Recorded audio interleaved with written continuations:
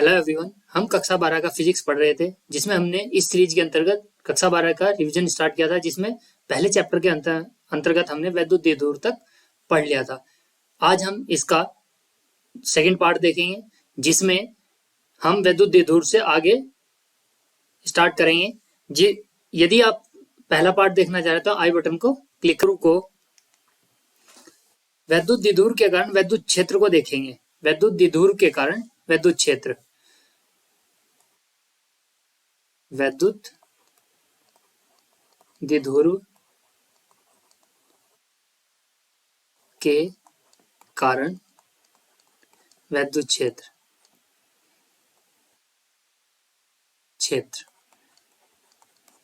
वैद्युत द्विध्रुव के कारण वैद्युत क्षेत्र। अब इसे हम देखेंगे अक्षीय स्थिति में और दूसरे नंबर पर हम देखेंगे निरक्षीय स्थिति में।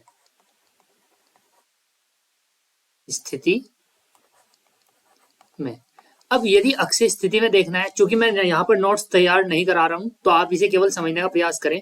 तो फर्स्ट है हमारा अक्षीय स्थिति में वैद्युत द्विध्रुव के कारण द्विध्रुव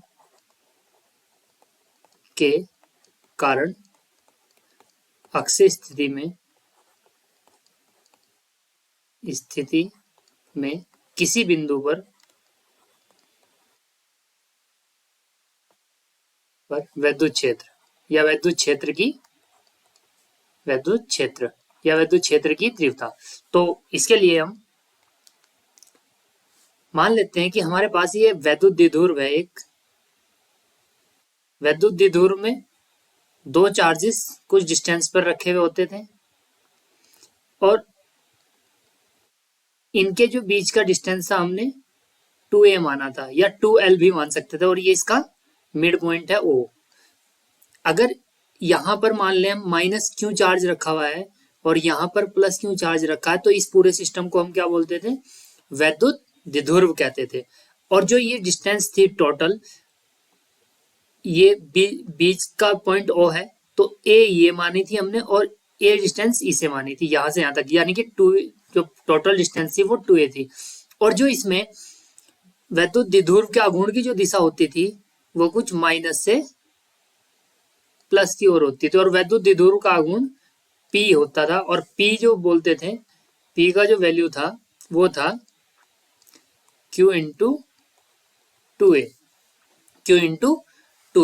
अब चूंकि हमें वैद्युत द्विध्रुव के कारण अक्षीय स्थिति में वैद्युत क्षेत्र की तीव्रता ज्ञात करनी है, तो उसके लिए हम इसके अक्षीय स्थिति में किसी इस पॉइंट पर, मान लो ये पॉइंट है वो P, जिस पर हमें वैद्युत क्षेत्र की तीव्रता ज्ञात करनी है।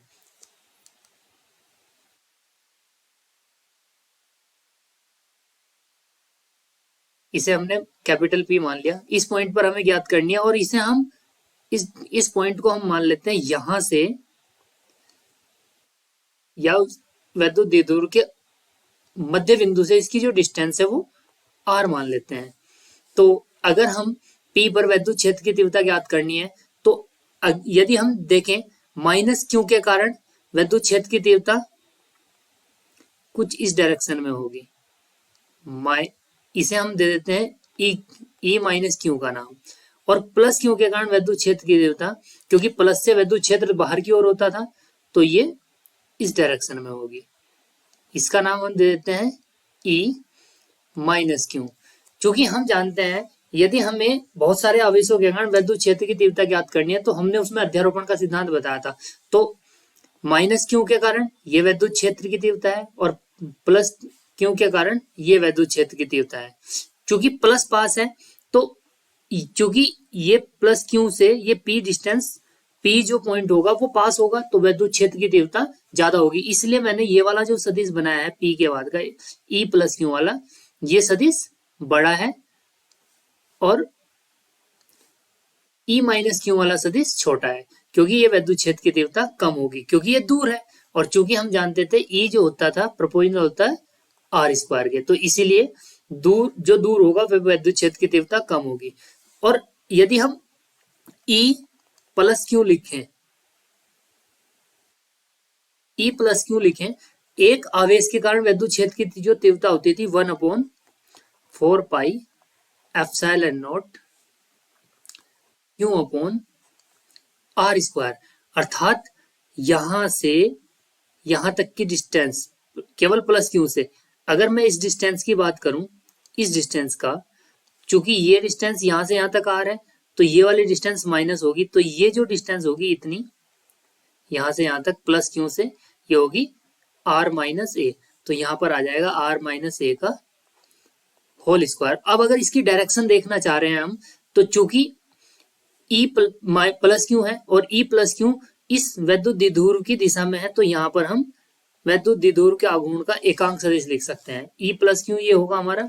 इसी प्रकार यदि ई माइनस क्यू लिखें तो वो होगा 1/4 pi epsilon not Q upon, चूंकि यहां से यहां तक की डिस्टेंस माइनस क्यू से पी तक की डिस्टेंस जो होगी वो होगी आर प्लस ए, तो आर प्लस ए का होल स्क्वायर।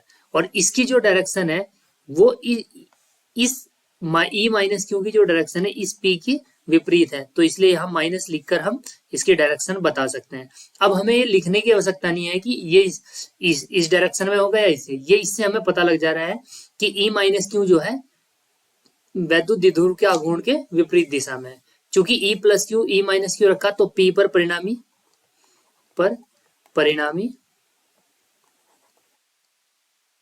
तीव्रता, पी पर परिणामी तीव्रता अगर हमें लिखनी है तो ई बराबर पी पर हम लिख रहे हैं तो ये होगा ई प्लस क्यू और प्लस ई माइनस क्यू, इन दोनों का सदिश योग होगा। अब सदिश योग रखे तो E 1/4 pi epsilon not Q R minus A का होल स्क्वायर माइनस, चूंकि यहाँ माइनस है ये तो इसलिए यहाँ भी माइनस आएगा 1/4 pi epsilon not Q upon R minus A का होल स्क्वायर। और यहाँ पर भी डायरेक्शन हमें लिखनी पड़ेगी पी कैप और यहाँ पर भी पी कैप, चूंकि यहाँ से कॉमन आ रहा है ये हम सदिश फॉर्म में लिख रहे हैं तो इस सदिश में लिखें 1/4 पाई एप्सिलॉन नॉट, यहाँ से क्यू भी कॉमन है तो यहाँ बचेगा 1/आर माइनस ए का होल स्क्वायर और माइनस 1/आर प्लस ए का, सॉरी ये प्लस है माइनस वाला तो यहाँ पर ये प्लस होगा, प्लस ए का होल स्क्वायर और पी कैप। अभी हम आगे सॉल्व करें इसे तो यहाँ पे लिख लेते हैं E is equal to Q upon 4 pi epsilon naught. यदि इसे सॉल्व करें तो R minus A R plus A square को अगर छोड़ें तो R square minus A square का होल स्क्वायर लिख सकते हैं। और एलसीएम लिया हमने ये तो इसका मल्टीप्लाई 1 में आर माइनस ए का whole square minus R plus A का होल स्क्वायर आर माइनस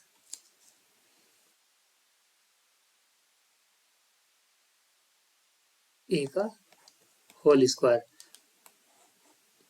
इस प्रकार हम लिख सकते हैं। और सॉल्व करें, यहाँ पर पी कैप चल ही रहा है तो Q upon 4 pi epsilon naught ये होगा R square plus A square minus 2r A plus minus R square minus A square और माइनस माइनस प्लस हो जाएगा 2r A upon R square minus A square का whole square. और P cap हम लिखते चल रहे हैं साथ में तो Q upon 4 pi epsilon naught cancel तो 2 और 2 4 आर ए अपॉन में R square minus A square का होल स्क्वायर और यहाँ पर पी कैप। क्योंकि हम जानते हैं जो P सदिश होता है P इज इक्वल टू होता है Q into 2a, Q into 2a। तो यहाँ से Q इंटू 2a अलग करें अगर हम 1/4 पाई एप्सिलॉन नॉट, यहाँ आएगा Q इंटू 2a अलग लिख लेते हैं और यहाँ पर हम P कैप लिखेंगे इसमें into two Q into two A, तो आर बचेगा और अपॉन में R square minus A square का होल स्क्वायर, और ये पी कैप। तो यहां से अगर इसे हम लिखें 1/4 pi epsilon not Q into two A, ये हो जाएगा P two R upon R square minus A square का होल स्क्वायर। और क्यू इंटू टू है, यहाँ पर पी कैप भी लिख सकते हैं हम, तो पी कैप इसके साथ पी सदिश आ जाएगा। तो अभी चूंकि जो जो आर डिस्टेंस थी, अगर आप इसे देखें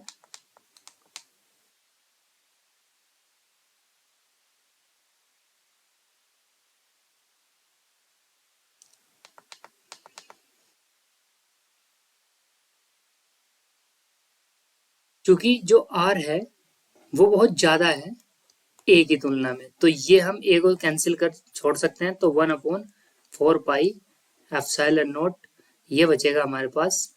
सॉरी, यहाँ पर हमने 2 छोड़ दिया है तो 2 आएगा यहाँ पर, 2 2 जा 4, तो 2p अपॉन इंटू में आर भी था, और आर चूंकि एक और नेग्लेक्ट करेंगे तो आर की पावर 4 एक कैंसिल होगा, तो 1/4 pi epsilon naught 2p upon R cube. तो इस प्रकार हम अक्षीय स्थिति में विद्युत क्षेत्र की तीव्रता को ज्ञात कर सकते हैं। जब हमने पढ़ा था कि सिंगल चार्ज के कारण क्यू के कारण जो ई था 1/r² की फॉर्म में था, मतलब इस आर स्क्वायर के साथ इनवर्सली प्रोपोर्शनल होता है। और विद्युत द्विध्रुव के कारण के लिए ई जो होता है आर क्यूब, मतलब और ज्यादा तेजी से घटता है। जैसे जैसे ई से दूरी बढ़ती जाएगी, सॉरी विद्युत द्विध्रुव से दूरी बढ़ेगी, तो उसी तरह से विद्युत क्षेत्र भी और तेजी से घटेगा, आर क्यूब के साथ घटेगा। यहाँ पर हम विद्युत क्षेत्र की तीव्रता को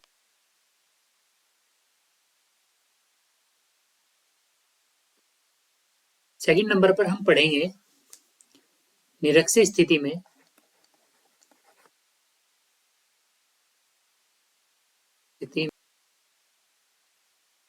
विद्युत द्विध्रुव के कारण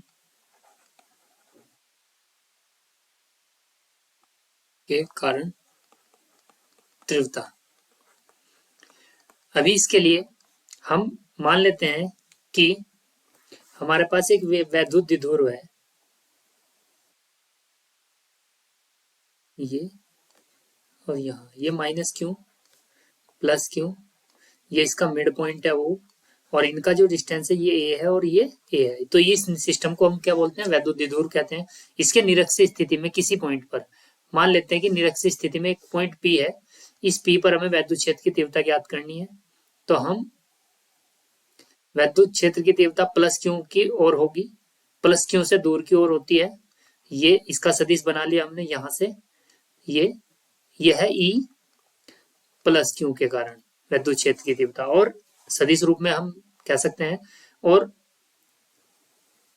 यदि इसे ज्वाइन करें तो जो माइनस क्यू के कारण विद्युत क्षेत्र की तीव्रता होगी वो माइनस क्यू की ओर होगी। इसे हम लिख देते हैं आई माइनस क्यू। यदि हम ये लिखना चाहें, चूंकि ये हम मान लेते हैं कि आर डिस्टेंस पर है, नोट्स आपके पास होंगे, आप उन्हें लिख सकते हैं किस तरीके से लिखा जाना है।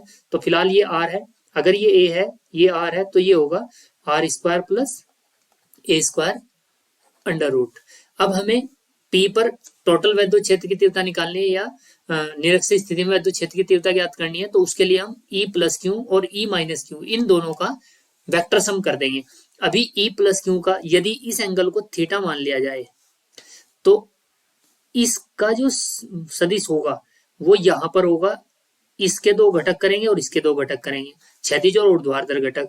यदि एंगल थीटा है तो ये एंगल थीटा होगा, तो ई प्लस क्यू का जो घटक होगा वो यहां काम करेगा ई प्लस क्यू कॉस थीटा, और यहां पर जो काम करेगा ये होगा ई प्लस क्यू साइन थीटा। इसी प्रकार ई माइनस क्यू के भी घटक करें तो इसका घटक भी यहाँ काम करेगा, ई माइनस क्यू कॉस थीटा, क्षैतिज घटक, क्योंकि ये एंगल थीटा होगा तो ये भी थीटा होगा। तो इसका एक घटक ये हुआ और ऊर्ध्वाधर घटक यहाँ पर काम करेगा। इसे मैं लिख सकता हूँ ई माइनस क्यू साइन थीटा। यदि मैं ई प्लस क्यू लिखूं तो वो होगा 1/4 पाई, एक आवेश के कारण वैद्युत क्षेत्र की तीव्रता जो होती थी 1/4 pi epsilon not Q upon R square. तो आर यहां से यहां तक की जो डिस्टेंस है, क्यू प्लस क्यू से इस पी तक की जो डिस्टेंस है वो है आर स्क्वायर ए स्क्वायर, और इसका स्क्वायर करेंगे तो हो जाएगा R square plus A square, A square. तो इसी प्रकार अगर ई माइनस क्यू लिखें तो वो भी होगा 1/4 pi epsilon not Q upon R, ये डिस्टेंस पी से माइनस क्यू के बीच की डिस्टेंस है वो भी आर स्क्वायर ए स्क्वायर होगी, R square plus A square, और इसका स्क्वायर करेंगे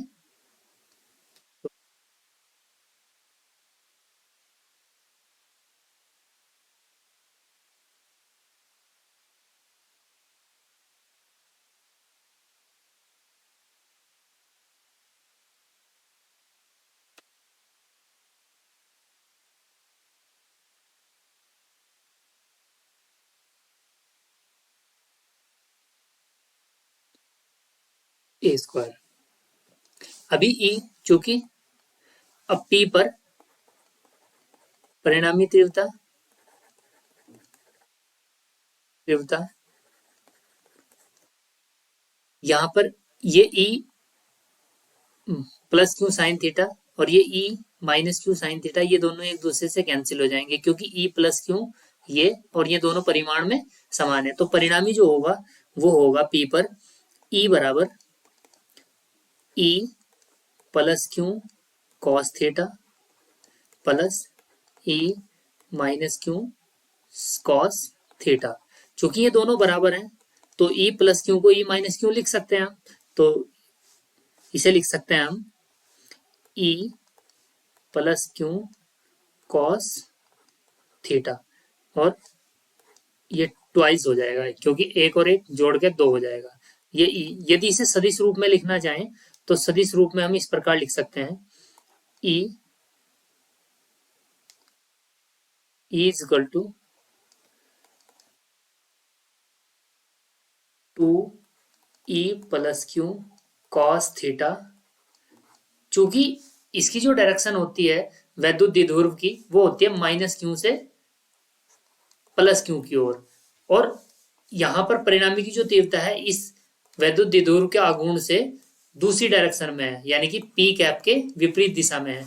तो यहां पर हम लिख सकते हैं पी कैप और यहां माइनस लिखेंगे तो ये विपरीत दिशा में शो करेगा। अब इसे अगर सॉल्व करें तो ये हो जाएगा E equal to minus E plus Q का value 1/4 pi epsilon not Q upon R square plus A square यहाँ पे लिख सकते हैं, और इंटू 2 यहाँ लिखें, और इंटू कॉस थीटा का वैल्यू अगर यहाँ से निकाल लें हम इस ट्रायंगल से कॉस थीटा, चूंकि अगर इस ट्रायंगल को देखा जाए तो कुछ इस प्रकार से बन रहा है। यहाँ पर है ओ, ये है प्लस क्यू वाला, और यहाँ है R square plus A square under root, और ये आर डिस्टेंस है। तो कोस थीटा का, क्योंकि थीटा ये है, कोस थीटा का वैल्यू होगा आधार बटे कर्ण, आधार है ए तो ये हो जाएगा A upon under root R square plus A square, R square plus A square, और इसे सॉल्व करें अगर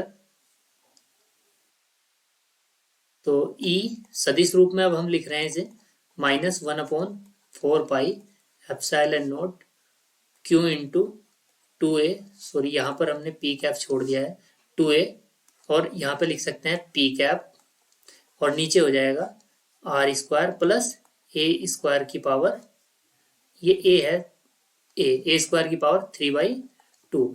और चूंकि हम जानते हैं जो q इंटू 2a और p कैप ये होता है हमारा p सदिश, यानी कि वैद्युत द्विध्रुव का आघूर्ण, तो यहाँ आ जाएगा वैद्युत द्विध्रुव का आघूर्ण -1/4 pi epsilon not p upon, चूंकि एक चीज यहीं पे देख लेते हैं, जो आर है, ये जो डिस्टेंस होगी आर, जहां पर मैं इस ए से बहुत छोटी है, यानी कि ए जो है बहुत छोटा है आर से, तो इस ए को नेग्लेक्ट करेंगे तो ये होगा आर स्क्वायर की पावर 3/2, तो ये इससे कैंसिल हो जाएगा तो आर क्यूब बचेगा, तो आर क्यूब। तो इस प्रकार हम ई निकाल सकते हैं निरक्ष स्थिति में। यहां पर ये माइनस साइन ये बता रहा है कि अगर वैद्युत द्विध्रुव कुछ इस प्रकार है, मतलब माइनस क्यू और ये प्लस क्यू, इस तरह का वैद्युत द्विध्रुव है, तो जो ई की डायरेक्शन होगी वो इस डायरेक्शन में होगी, क्योंकि पी जो होता है वो इस डायरेक्शन में होता है, पी कैप माइनस क्यू से प्लस क्यू की ओर, वैद्युत माइनस क्यू से प्लस क्यू की ओर, और ई की दिशा वैद्युत द्विध्रुव के विपरीत होगी। तो इस प्रकार हम इसका सॉल्व कर सकते हैं।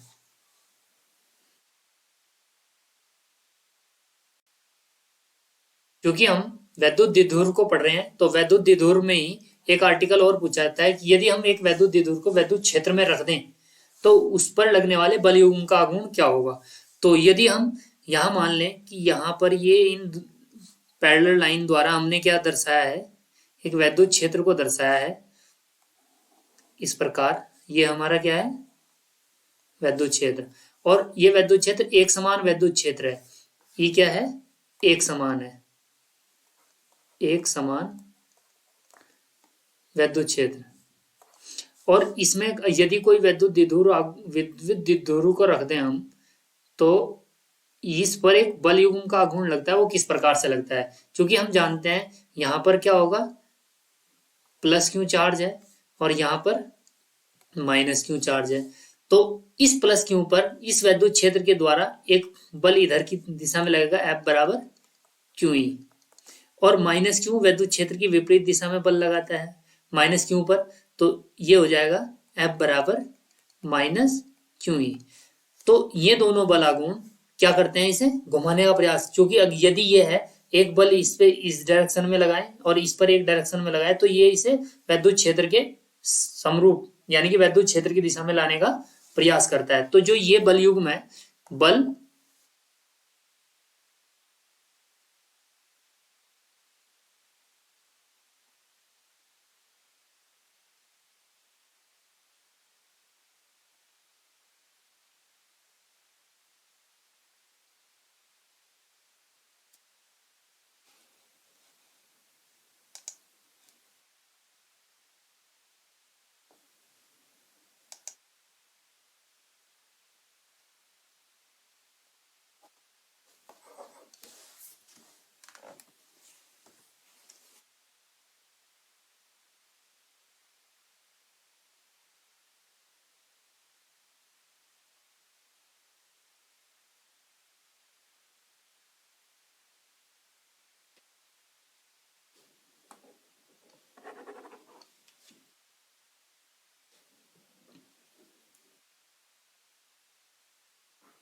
ये दोनों बल F बराबर क्यू ई, यानी कि F बराबर क्यू ई बराबर हैं, और F बराबर माइनस क्यू ई, इसे हम F1 भी लिख सकते हैं और इसे F2 लिख सकते हैं। यदि इसे हम F1 लिखें F2 लिखें, लेकिन ये F1 परिमाण में F2 के बराबर है। और दूसरी बात यह है, ये दोनों बल F1 और F2 समांतर बल हैं, समांतर है, बराबर है और विपरीत दिशाओं में है, विपरीत है।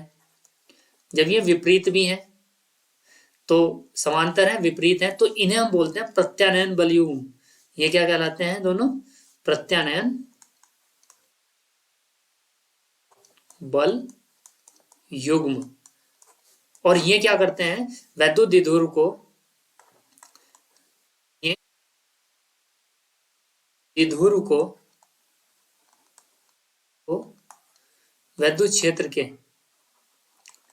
वैद्युत क्षेत्र के अनुदिश लाने का प्रयास करते हैं, लाने का प्रयास करते हैं। तो जब ये अनुदिश लाने का प्रयास करते हैं तो इस पर एक बल आघूर्ण लगता है, तो वैद्युत द्विध्रुव पर लगने वाला बल युग्म का आघूर्ण, बल युग्म का आघूर्ण, अगर हम आघूर्ण निकालें तो आघूर्ण जो होता है बल गुणा बलों के बीच की लंबवत दूरी होता है। तो बल तो हमारे पास कोई एक बल हमने ले लिया QE, और इनके बीच की दूरी, यदि हम इस दूरी को निकालें, लंबवत दूरी को, यहां से ये और ये, यदि इसे हम मान लें कि ये थीटा एंगल पर है, तो आप इस ट्रायंगल को यहां समझ लें आप, ये एंगल थीटा है और ये जो डिस्टेंस है ये 2a है, तो ये हो जाएगी 2a साइन थीटा टिग्नोमेट्री से, क्योंकि लंबवत दूरी, क्योंकि एक बल यहाँ लगा हुआ है और एक बल यहाँ लगा है, तो इन दोनों बलों के बीच की दूरी तो लंबवत दूरी यही होगी, 2a sine theta, 2a sine theta.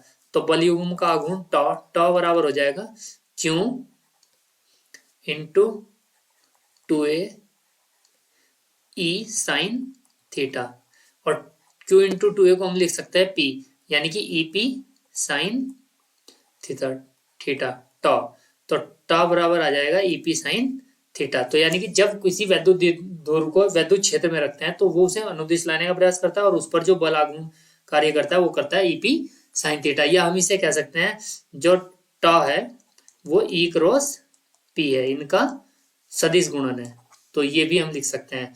तो टॉ की परिभाषा से भी यहां से दिया जा सकती है। यदि हम इसमें एक केस देख लें, यदि थीटा,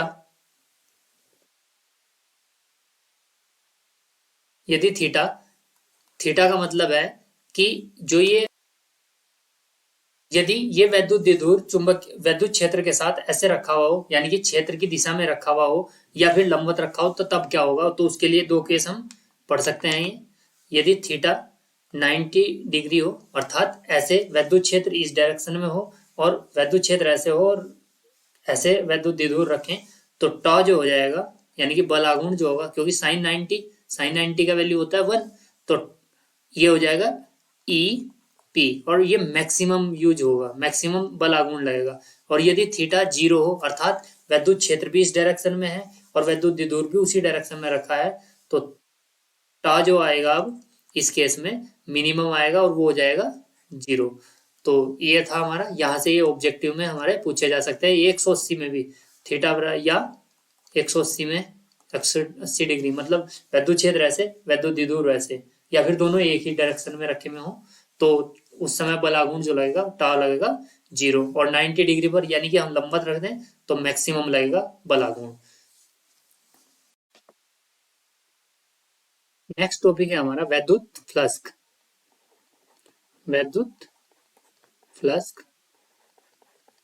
वैद्युत फ्लक्स को हम फाई से डिनोट करते हैं, लेकिन वैद्युत फ्लक्स को पढ़ने से पहले हमें पढ़ना पड़ेगा एरिया वेक्टर, या फिर हम कह सकते हैं क्षेत्रफल सदिश।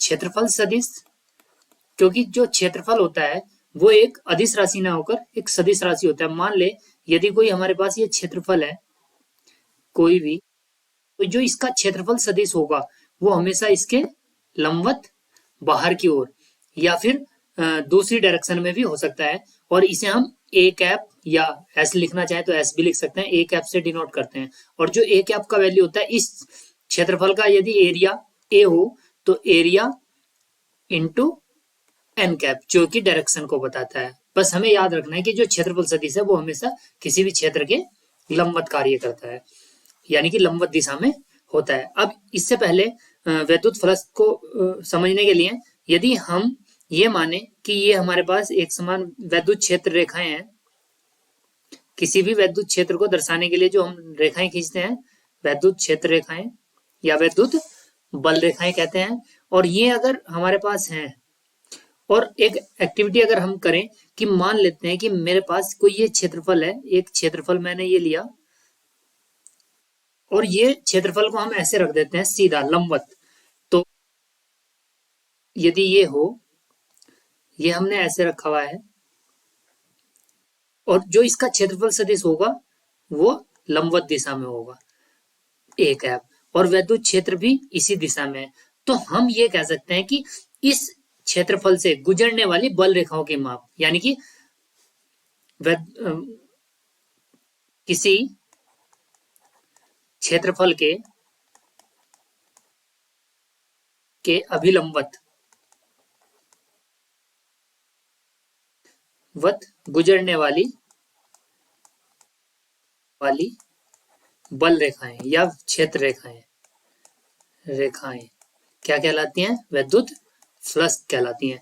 लेकिन लंबवत होना चाहिए, तो इसलिए या इस केस में हम जो फाई निकाल सकते हैं तो वो फाई निकाल सकते हैं, इस ई को लें और इस ए को, ई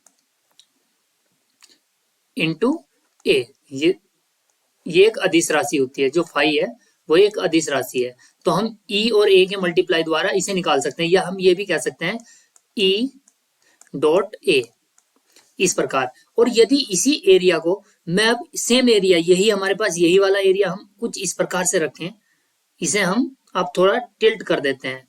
टिल्ट करने का अर्थात ये थोड़ा हमने टिल्ट कर दिया, यानी कि अब ये लंबवत न होकर थोड़ा, पहले ये ऐसे था, अब ये कुछ हमने इस प्रकार से कर दिया है। तो अगर आप देखें, क्योंकि इसका क्षेत्रफल सदिश ऐसे था और इस क्योंकि ये झुका है तो इसका क्षेत्रफल सदिश भी लंबवत इस दिशा में होगा। और इस ई को देखें तो ई इस डायरेक्शन में होगा। तो ई और ए के बीच यदि हम देखें, इसे हमने किसी एंगल पर झुकाया है, तो मान ले ये एंगल कुछ है, तो यहां पर भी एंगल कुछ बनेगा, तो ये एंगल कितना होगा, मान लेते हैं थीटा है। अभी ध्यान रहे, ई और ए के बीच का एंगल थीटा अगर लिया जाए तो ए का जो क्षेत्रफल सदिश है उसका जो क्षैतिज घटक होगा वो ए कोस थीटा यहाँ काम करेगा लंबवत दिशा में, क्योंकि हमें ई को और ए को हमेशा लंबवत रखना है। तो इसलिए यहाँ पर इस केस में जो फाई होगा वो होगा ई ए कॉस थीटा। यहाँ पर था ई ए और यहाँ पर था ई ए कॉस थीटा। तो जनरली हम इसे जनरल फॉर्म में अगर लिखना चाहें तो जनरल फॉर्म में इसे हम लिख सकते हैं phi is equal to E dot A, और या फिर phi is equal to E A cos theta. तो इस प्रकार से हम फाई को परिभाषित कर सकते हैं। अब इसे कैसे निकालते हैं, कैसे नहीं निकालते हैं, या किस तरीके से हम इसमें समाकलन का यूज करते हैं, क्यों करते हैं, वो सब करने के लिए आप यहाँ पर आई बटन में एक वीडियो है उसे देख सकते हैं डिटेल, अगर किसी को देखना है। तो फिलहाल तो ये हम रिवीजन कर रहे हैं तो इसलिए हम इसमें इतना ही समझाएंगे। तो वैद्युत फ्लक्स किसे कहते हैं और इसका ये कैसी राशि है और इसका मात्रक क्या होगा। अगर फाई का मात्रक देखा जाए तो हम ई इंटू ए, यानी कि ई के और ए के भी कह सकते हैं, यानी कि इसका मात्रक हो जाएगा। ई का मात्रक अगर हम लिखें, क्योंकि ई का जो वैल्यू होता था न्यूटन पर कुलाम होता था, ई बराबर न्यूटन पर कुलाम और ए का मीटर, तो मीटर स्क्वायर, तो न्यूटन मीटर स्क्वायर पर कुलाम। तो फाई का मात्रक ये हो जाएगा, या फिर इसे हम फाई को जो बोलते हैं वो बोलते हैं वेबर। वेबर भी इसका एक मात्रक है। तो फिलहाल तो न्यूटन मीटर स्क्वायर पर कुलाम या फिर वेबर आप कह सकते हैं। तो एक वेबर इतने न्यूटन, एक न्यूटन मीटर पर कुलाम के बराबर होता है। तो ये था हमारा वैद्युत फ्लक्स। और वैद्युत फ्लक्स इसके बाद हम पढ़ेंगे गॉस की प्रमेय। गॉस